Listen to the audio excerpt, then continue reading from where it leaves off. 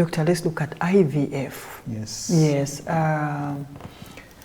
IVF, yes. So IVF, to start with, IVF is like the core of the fertility treatment. Most other forms of fertility treatment, which we call advanced fertility treatment, are derived from the concept of IVF.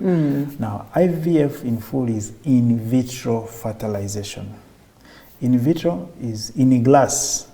In the glass. Fertilization is happening in the glass. In the glass. Oh. Yes, that's what it means, literally. Doesn't mean we have these usual cups there. No, the lab has specialized glassware which we use. There are tubes, there are dishes which we use for carrying out fertilization. Okay. So because fertilization occurs in a glass, then we say in vitro fertilization. Okay. Yeah. Okay. So IVF. To start with, the primary concept for IVF is really to overcome a tube problem. That's the commonest indication for IVF. The woman has blocked tubes and you are unable to correct it. And that is when you talk about IVF. But it has steps. Maybe I will have to explain. Yes. In vitro fertilization, there it means we're just talking about one part of the process, fertilization. But it's a longer process. It has stages, about 5-6 stages. Okay. Yes, which we can refer to in the illustration. Okay. So during that IVF, the baby typically grows in that bowl. In that glass. In the glass. It's not transferred to the mother, which stays in that container throughout? No, the baby grows eventually in the mother. So let's look at the stages. We just have to look at the stages. Yes. So the first stage of IVF is just to illustrate here. Do we have an illustration? Yes, this is actually the steps of IVF. Oh, okay. Yes.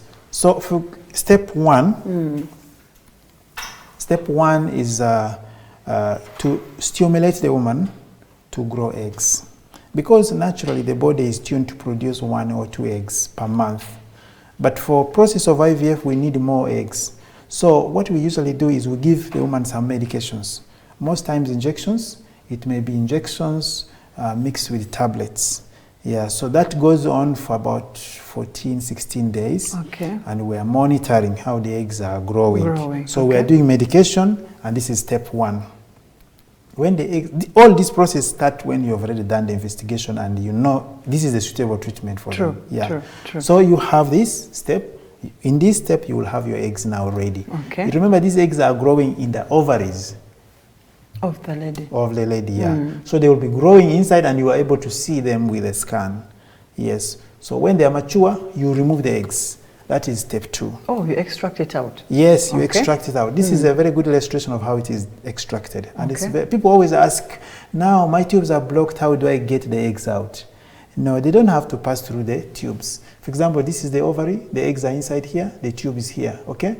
Now, this is a specialized ultrasound scan which is put inside the woman's vagina and it carries a needle on it. Okay. Yes. Now, with this needle and that ultrasound helping to see where the eggs are, we're able to suck out the eggs and they come into the tube.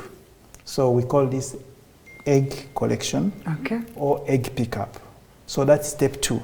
Okay. Now, once the eggs are removed in tubes like this, they are poured onto this and they are checked out.